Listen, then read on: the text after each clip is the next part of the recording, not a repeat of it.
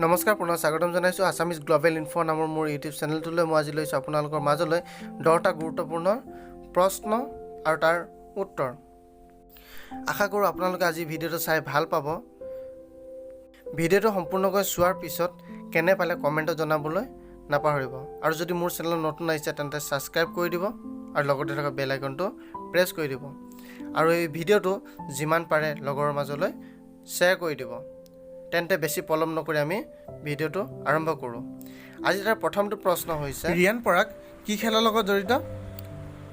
Riyan Parag cricket খেলৰ লগত জড়িত। ঠিক আছে, কি খেলৰ লগত জড়িত? ক্ৰিকেট খেল।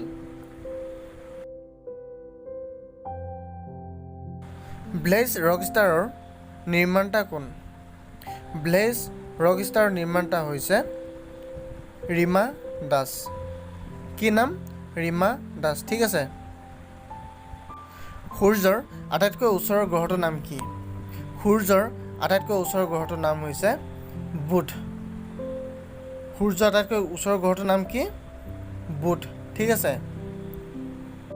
প্ৰথম অসমীয়া সাহিত্যৰ বুৰঞ্জীখনৰ নাম কি? প্ৰথম অসমীয়া সাহিত্যৰ বুৰঞ্জীখনৰ নাম হৈছে অসমীয়া সাহিত্য বুৰঞ্জী।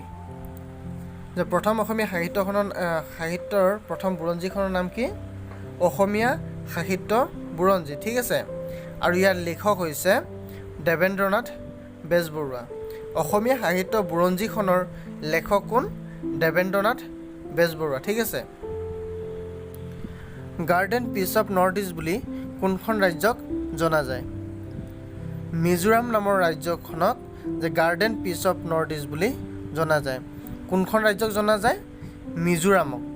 মিজোৰাম নামৰ ৰাজ্যখনক যে garden peach of North East বুলি জনা যায়। ঠিক আছে। শিৱদৌল কোনগৰাকী মহিলাই নিৰ্মাণ কৰাইছিল? শিৱদৌল যে বৰৰজা অম্বিকা নামৰ মহিলাগৰাকীয়ে নিৰ্মাণ কৰাইছিল। কোনে নিৰ্মাণ কৰাইছিল শিৱদৌলটো? যে বৰৰজা অম্বিকা নামৰ মহিলাগৰাকীয়ে শিৱদৌল নিৰ্মাণ কৰাইছিল। ঠিক আছে।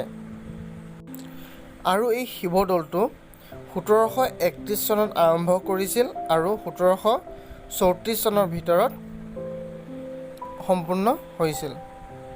কাৰেং লিগিৰি কোনে ৰচনা কৰিছিল?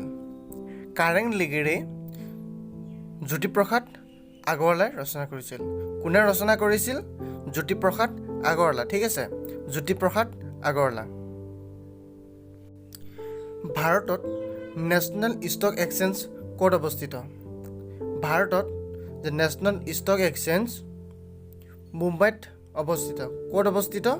মুম্বাই। ঠিক আছে। আৰু এইটো স্থাপিত হৈছিল 1992 চনত। কেতিয়া স্থাপিত কৰা হৈছিল?